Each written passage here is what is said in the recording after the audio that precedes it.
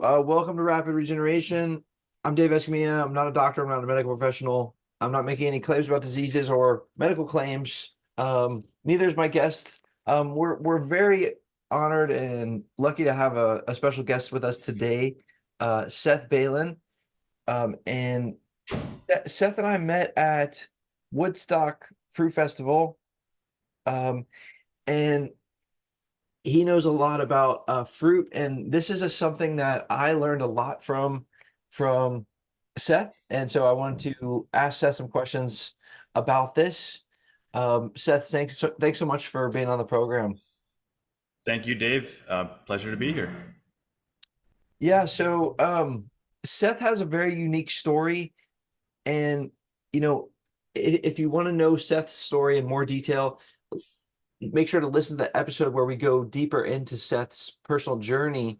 But needless to say, just to summarize in brief, Seth, you had a lot of health issues, and you found a lot of relief from fruit. Is that correct to say? Yeah, that's not the only place I found relief. I mean, it was the introduction of fruit and at the same time stopping eating certain foods. So I went vegan and high fruit on the same day. And I had already been transitioning toward vegan. I was vegetarian. I kind of went back and forth. But it was, you know, when I hear people say like fruit healed me, I don't even know if that's entirely accurate because I think at that same time they were doing some other lifestyle changes, such as abstaining from certain foods that may have been causing the issue. So to me, it was like a twofold process of stopping eating animal products, a lot of cooked, refined foods with salt and oil.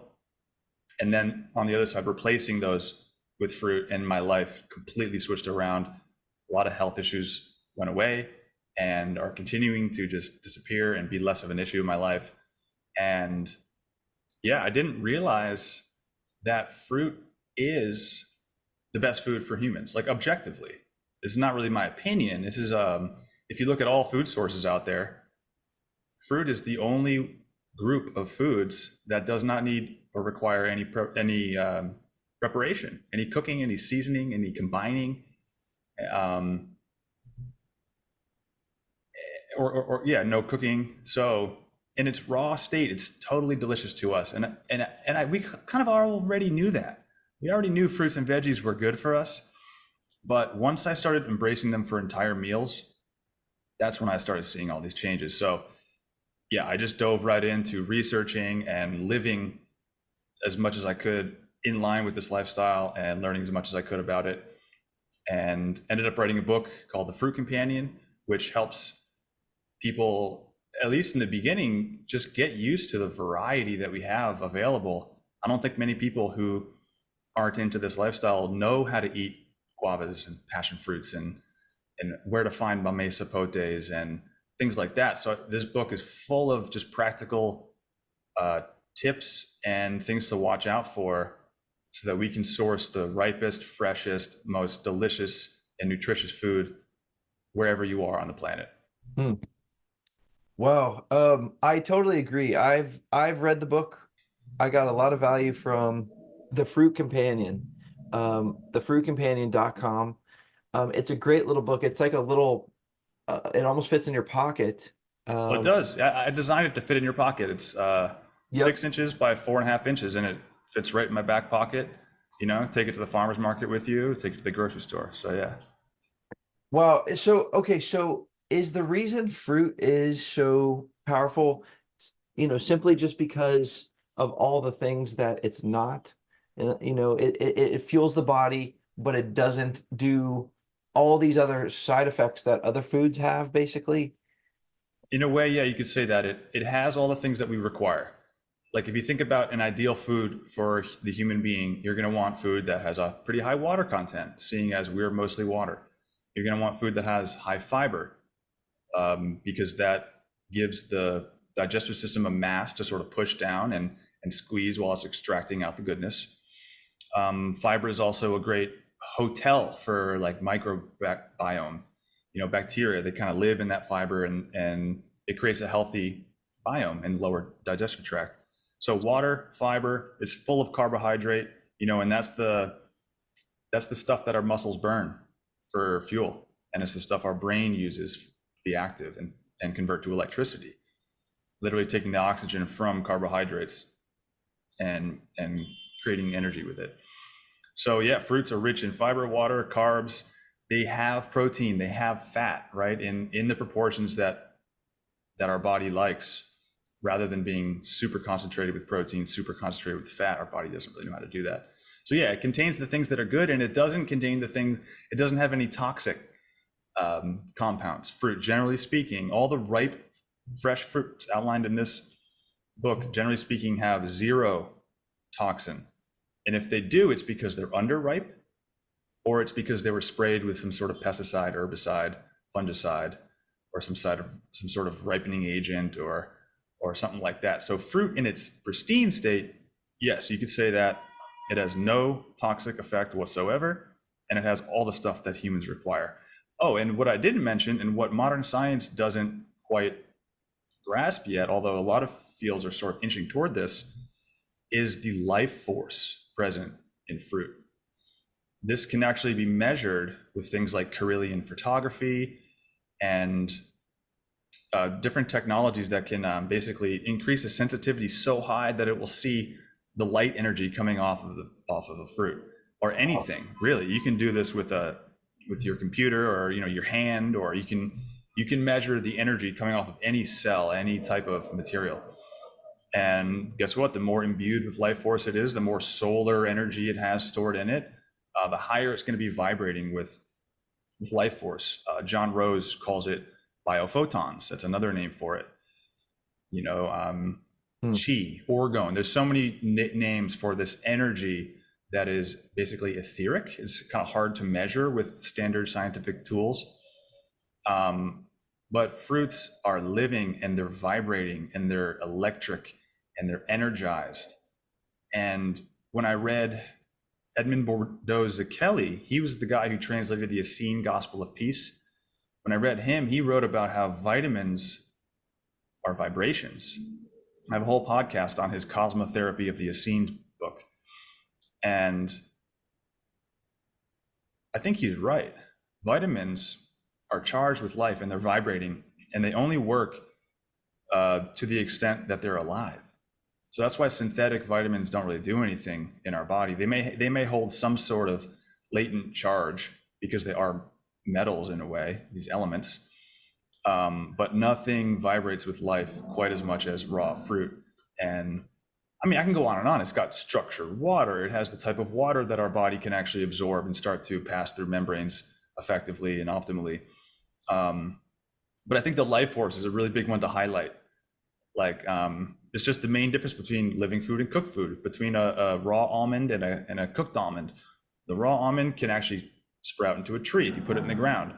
Cooked almond's never going to do that. So a fruit is alive. It's living. You don't have to kill the plant to harvest it. The tree basically just gives it to you, right? And then there's all these seeds in there, which are 3D printing blueprints, the key to like a whole nother tree and a whole nother infinite line of free food. I mean, let's be serious. Fruit trees are 3D printers of free food. And it's like, when are we gonna solve this world hunger crisis just by planting fruit trees everywhere? I'm still waiting for that one to happen. So you talk a lot about what this book does is it solves a lot of the how. I think a lot of the people that listen to this program, they hear some of this information and they get it. They start to understand the why of why fruit is so powerful.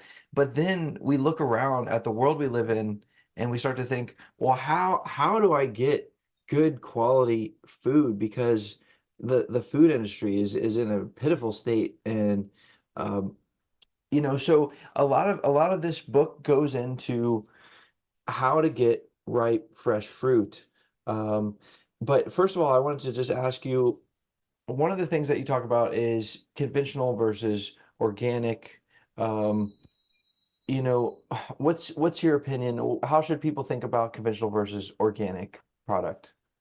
That's a great question, because there's so much conversation around this and a lot of care. for getting the highest quality food, but a lot of misunderstanding of these terms. So when someone says organic, it could mean any of three things, usually three main things.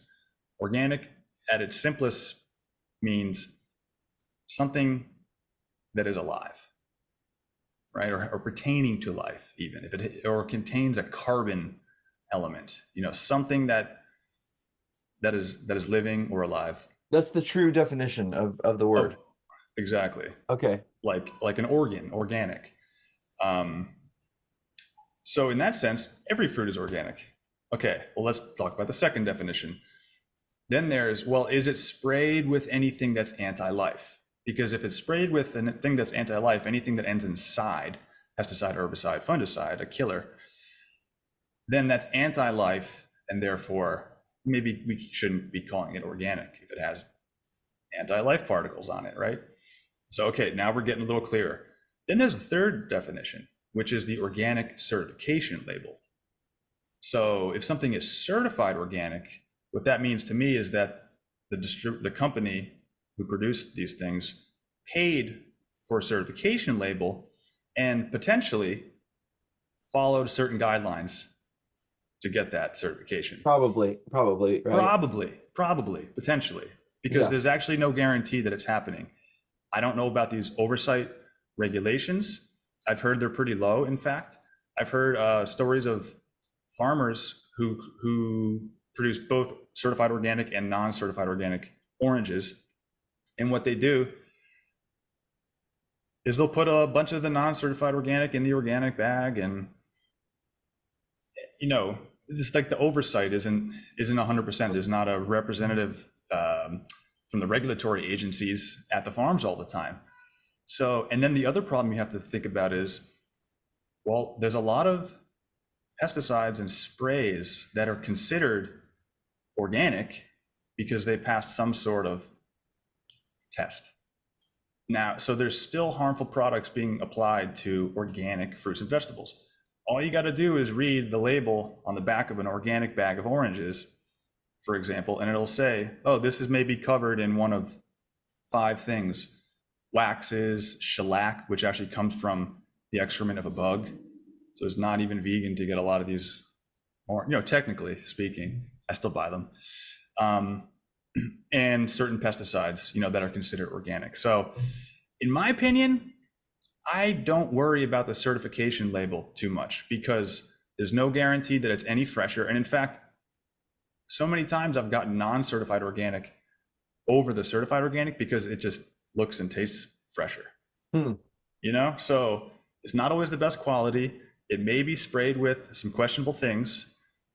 Because I patently don't trust regulatory agencies in this country. I don't trust the FDA. I did a huge video on them just explaining how they have a huge conflict of interest between the agencies and then the companies they're trying to regulate. They're supposed to regulate. Right. So okay, long story short, wow. Organic certification doesn't mean as much to me as it does to a lot of other people. I go for local food. Okay. Local food, local small scale farms have a much higher chance of being cleaner, because it's usually these large agro industry farms, right, factory style vegetable and fruit farms that apply all these dangerous chemicals because they're not using sustainable practices. The only reason you need to use pesticides is because you have a system out of balance. Okay. So small scale local farms there's a higher chance of them just being organic already. And guess what? They're not usually going to be paying for that certification label. Some of them are, but it's expensive. So I go for local over organic any day. Any day. I'm trying to go to a local farm, forage. Farmer's market or where? So how do you do that? Yep. Well, growing your own is sort of the best way to guarantee quality in your food. It's the only way to know exactly what goes into your food, unless you count whatever. If anything's coming from the sky, it's kind of hard to tell what that is. But regardless, growing your food is the best way to do it. You can measure the. But yeah, you're right. I agree. Yes, you can do rain tests. Second best, I think, is going straight to a farm. Farmers markets, a lot of times, these vendors are selling imported fruit. A lot of times there are no produce vendors there. It's a lot of knickknacks and candles and things like that. So I like going straight to the farms. A lot of times they'll have a farm stand, and then all that fruit comes from, their place or down the street, or sometimes they supplement out of season with imported fruits. But going to a farm and then going to a farmer's market, yes, I do that all the time. I love it. You'll find the good ones. You'll find the ones with the freshest food, but then you can talk to the farmers. I Right. would talk to them and see, hey, can I get a discount on a case? If I get a whole box of those peaches, what kind of deal you want to give me? And a lot of times, if farmers are watching a lot of food go bad, they're happy to give you a case for a discount.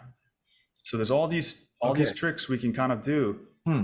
Talk to the farmers, establish a relationship. Tell them you'll do bulk orders. Ask what they can do for that. Ask if you can come pick, if you can come volunteer and work exchange for fruit. There's so many ways to get super high quality produce without going to Whole Foods and buying the organic stuff. Because, dude, in my opinion, I'm just not a fan of the produce at Whole Foods and like most grocery stores, even if they say organic. I'm going straight to the farmer's market, the farm, and trying to get everything as local as possible. And this may, I don't know how this is going to sound to people, but I just don't care about the certified organic label. It means nothing to me other than the company paid for it. Yes. It's Yeah. to me it's a probabilities thing. It is not a guarantee. You're um so do you talk to the farmer about whether they're using pesticides, and when you're able to access them directly, are you having those conversations? Yeah, I used to a lot more actually. I used Mhm. to pretty much ask every farmer that I encountered what they sprayed, and a lot of them are actually happy to tell you. Sure. They don't mind. They're not trying to hide anything, generally speaking. If they're applying it, they believe it to be safe, so they don't mind talking about it. But to be honest with you, Dave, in general, now I don't ask. I go by my senses. I go by smell. I go by sight. I go by taste. I go by, seasonality. And there's just some fruits that you don't need to spray. Like, especially here in Miami, once the fruit trees are established, all you need is it to rain. That's all you need. Okay. Um, Wow. So you there's no real pests coming after these trees. Sometimes, I mean, there could be mites, there could be these different things, but in general, yeah, fruit trees are pretty self-sustainable, and you're going to get way less pesticides on some of them than on a lot of like vegetables, for example. okay, now you live in Florida. A lot of our listeners live in the Midwest, the Northeast. They live in Sweden. They live in England, Canada. Are we, in your opinion, are we living outside of our natural habitat? Are we warm weather mammals that have migrated to these cold, kind of unforgiving climates? And I will. how do we deal with that? Great questions, man. I'm going to answer the second one first and say we are warm weather creatures, as evidenced by the fact that we love to wear clothes. We love to keep our skin humid and warm at all times. We love to keep our thermostat right at the right temperature, kind of right at 70, in that range. Room temp is 72 for yeah, me. it's the temp at which you can kind of like take off your shirt and just be fine. You're not too cold, you're not too hot. So I do think we're warm weather creatures. I think we thrive in the tropics, but I don't think that living in the Midwest or the North on the 45th latitude is necessarily unnatural. Now, there's the question of, are we coming out of an ice age? I do think so. I do think that maybe one day our world will entirely be all tropical again.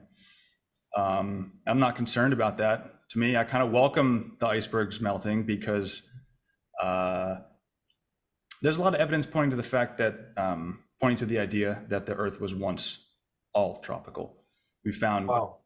yeah, I mean, I have a friend who works in Alaska on the oil drilling rigs. Hmm. They regularly pull up tropical trees from like deep, deep underground in Alaska, coconuts, things like that. Wow. Yeah, to this day, like modern day, we're doing that. So I don't think it's too unnatural to live in England or whatever.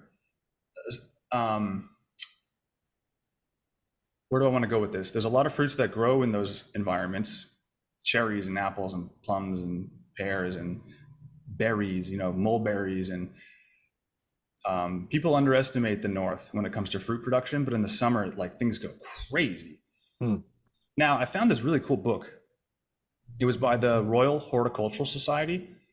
And hundreds of years ago, they had these epic greenhouses in the Royal Palace in England.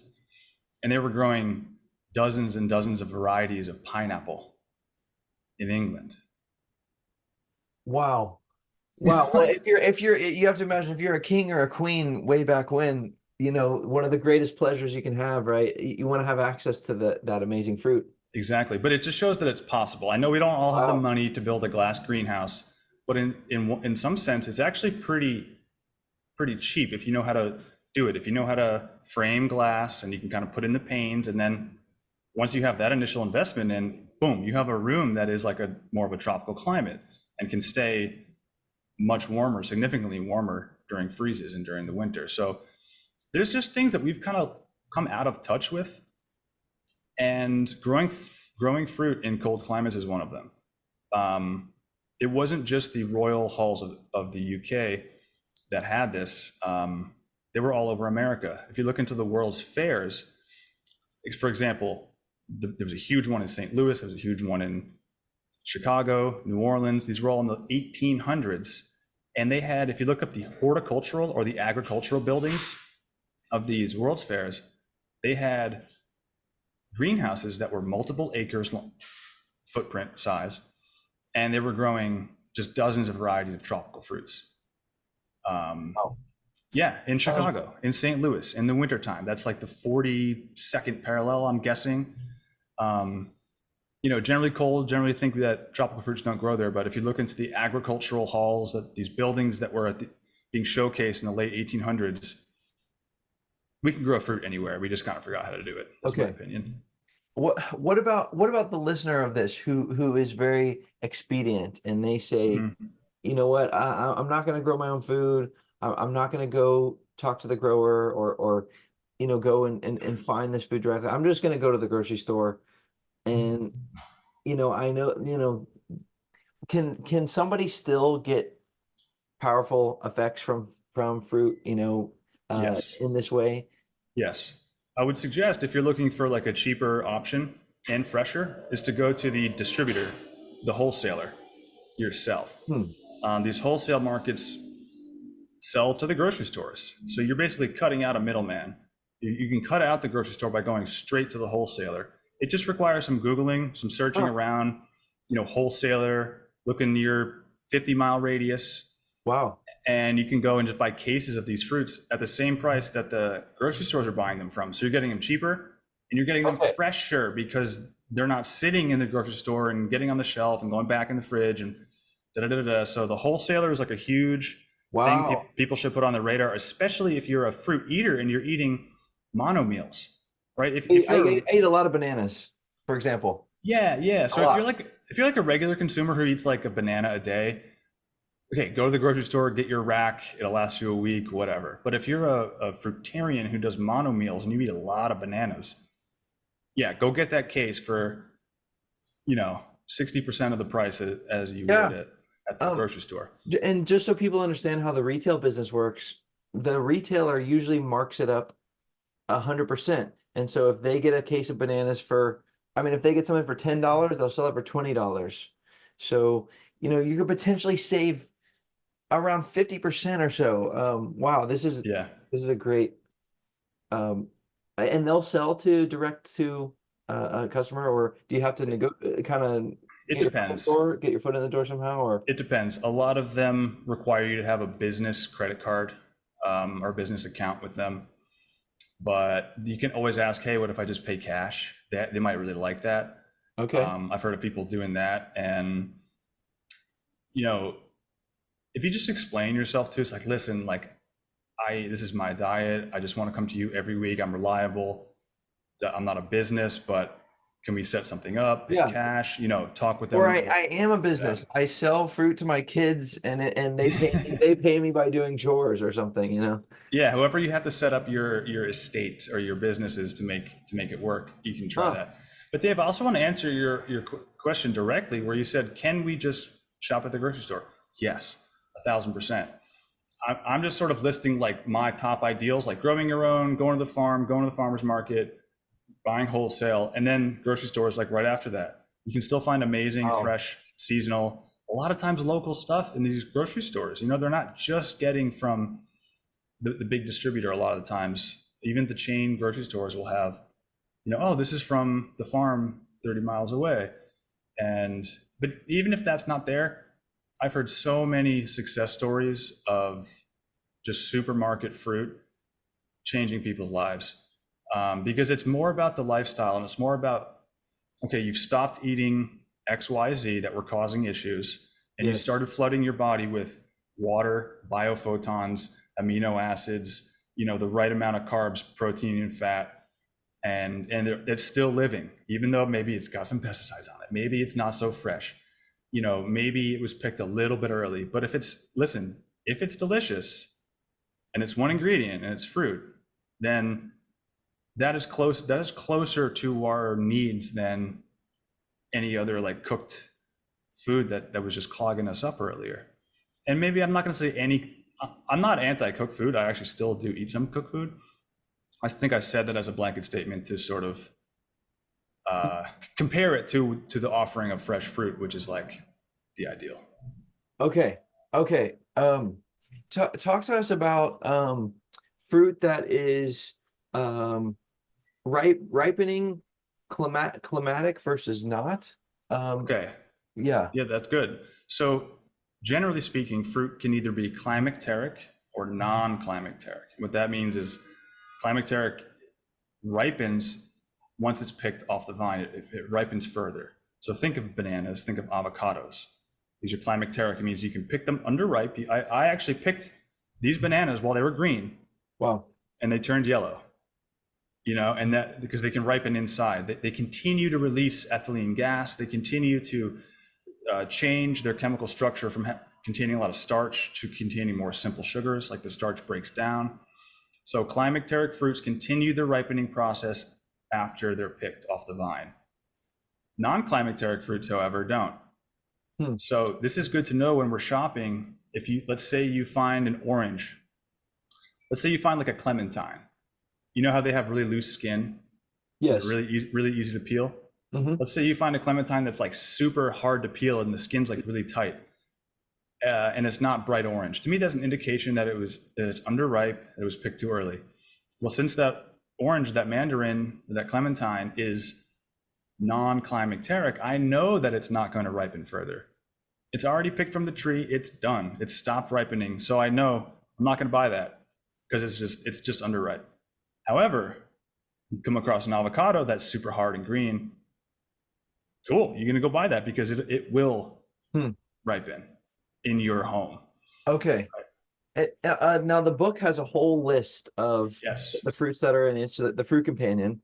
Um, Now pineapple is climactic, correct? It does ripen, or it doesn't. So, It's right in the middle. I okay. consider it to be non-climacteric with climacteric tendencies. Okay. Because the thing about fruit, Dave, is that you can't put it in a box. It's nature. Sure. Nature is so lives on this spectrum, and it's not just binary A, B, climacteric, non-climacteric.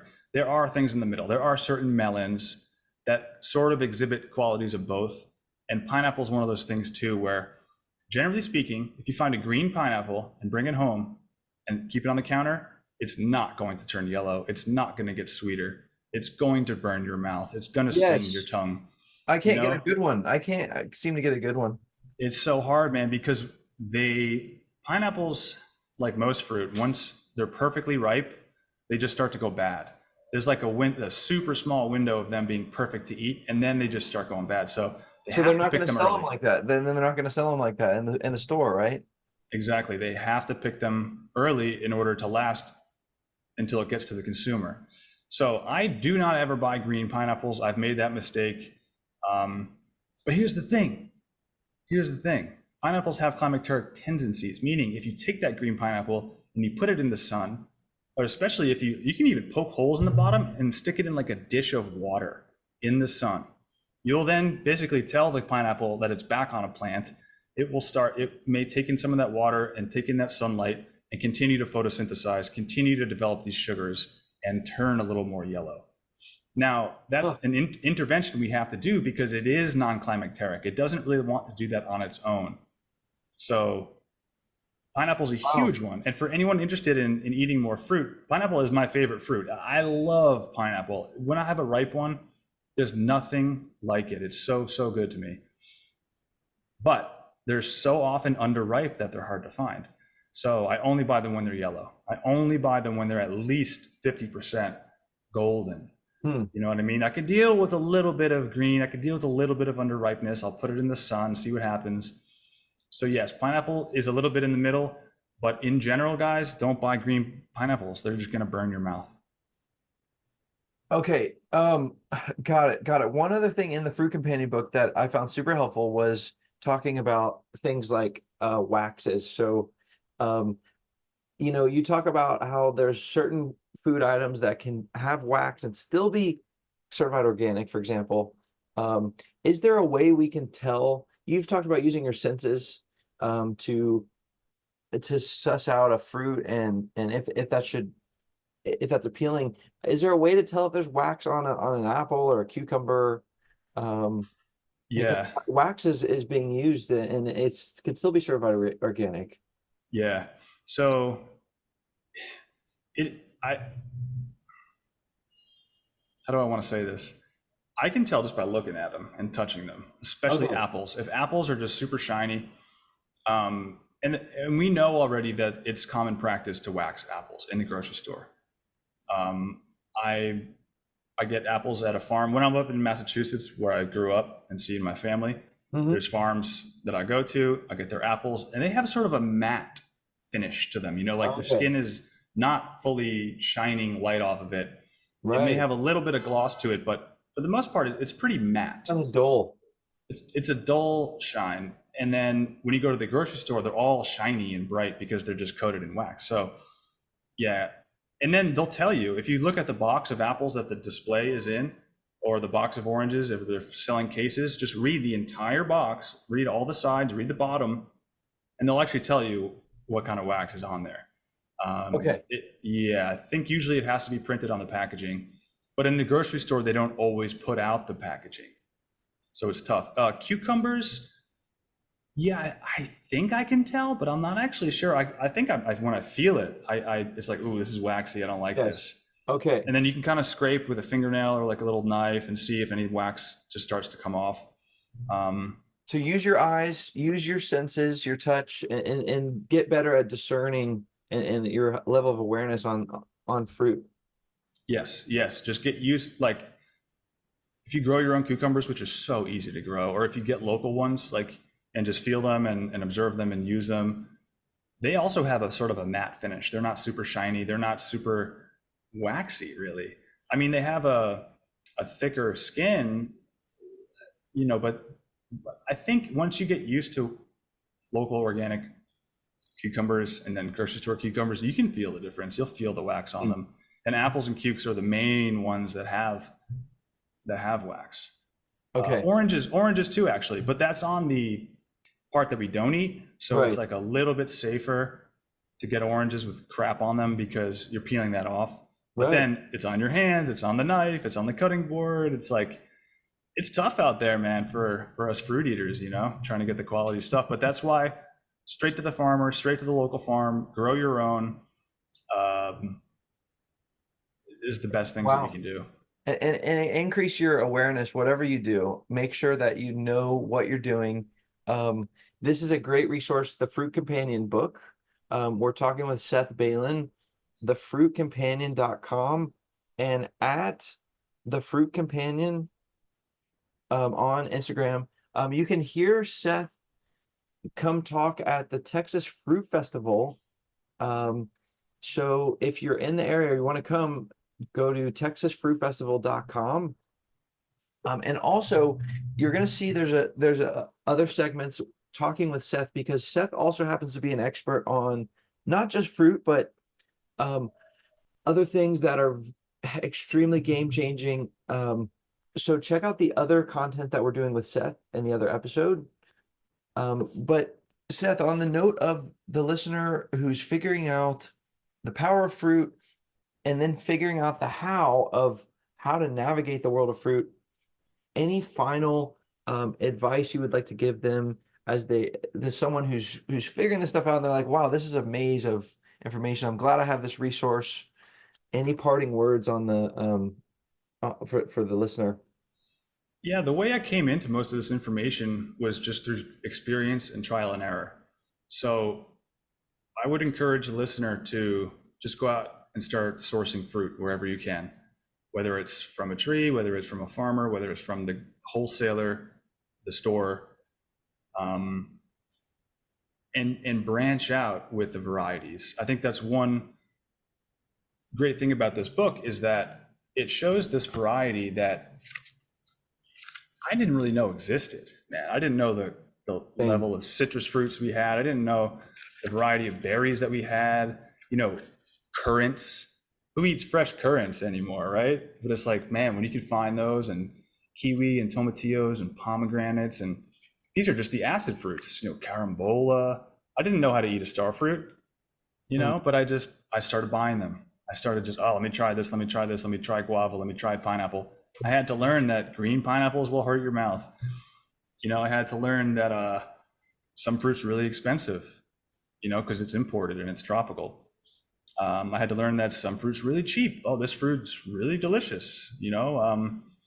I would say just go out and try stuff yourself. Like this book's definitely going to help. It's going to show you where to start. But like with everything, knowledge is experiential. It's built on experience. So you're only going to know how to pick out the best fruit once you start doing it yourself. So I would say just make an effort just to go try as much different fruit as you can. Never had a dragon fruit? Great. Buy one, buy two. Never had, pawpaw. Right now is pawpaw season. If this comes out soon, anyone's hearing this, it's September. It's pawpaw season right now all over North America. And then this is a fruit that's foraged. It's hardly ever sold in stores. You may find it at farmers markets, but those people are generally foraging them. Dave, have you had a pawpaw fruit? I don't even know what is I mean, I think I saw it in your book, but yeah. Yeah, it was the only fruit in my book that I hadn't tried when I released the book, but I have since tried it. I found some a couple weeks ago because I drove from the Northeast back to Florida, and as I'm driving through Maryland, I just got this spidey sense, like I know there's pawpaw out here. I just know it, and so I'm pulling off and going to all these parks and seeing what I could find, and I found one. I found at one of these state parks, just like an entire grove, a whole thicket of pawpaw trees, and they had fruits on them, and I picked some off the ground because that's where the ripest ones are, right underneath the tree on the ground. Man, it's so delicious. It's like an Adamoya or a sugar apple. It's in the Annona family. So, man, yeah, to answer your question, I would just dive right in, go find as much fruit as you can, but don't limit yourself to one avenue. In the beginning, grocery store is great, but eventually you're going to want to look up where the Latin American, the Spanish markets are, where the Asian markets are. Bro, the Asian markets have some of the best fruits. You're not going to find longans and durian at your chain grocery store, but you are going to find them at the Asian spot. So there's all these little places that you can go to that you never would have imagined. Oh, I'll say this too. Yeah, you have to branch out. When I lived in New Orleans, I was getting into fruitarianism. I would go to the farmer's market for tomatoes and strawberries. I would go to the orange vendor on the street for his oranges. I would go to Walmart for watermelons. They were like $3 at the end of the season. I would go to, Whole Foods maybe for a couple things. If I wanted some organic greens or something like that, if they didn't have them at the farmer's market. Then I would go to the Spanish joint for the papaya, mamey sapote, and the tamarind, the sweet tamarind in the box. And then I would go to the Asian spot, and I found breadfruit, all these dragon fruits, longans, lychees, rambutans, different plantains, different varieties of bananas. You're not going to find Thai bananas at your grocery store, but you're going to find them at the Asian spot. So just Google Maps, open that up. Guys, this is a powerful tool. Open up Google Maps and just type in fruit. See where everything's at. Then type in farmer's market. Then type in Asian market. All these pins are going to come up. And if they're within your radius that you want to travel to, just go and check them out.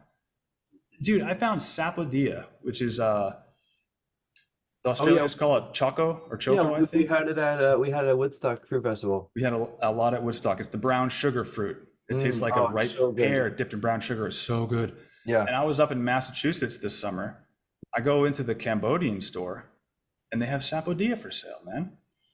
Next to the longans, and all these awesome fruits and veggies that they don't have anywhere else. So that's what I would tell the listener. Branch out. Like, go to the Asian market, go to the Latin market, go to the big chain stores, go to the wholesaler, go to the farmers markets.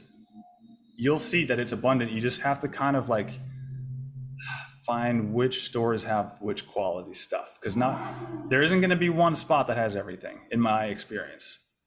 Well, shout out to that Cambodian store for having sapodilla, and think outside the box, gather data, have experiences, learn these resources, and and get the Fruit Companion.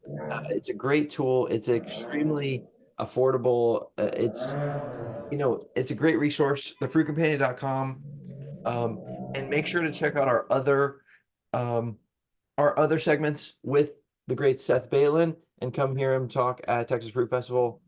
Seth, thanks so much for being with us. Thank you, Dave, and I can't wait for the fest, man. I'll see you in October. All right. For more information, please follow at Rapid Regeneration or visit rapidregeneration.com.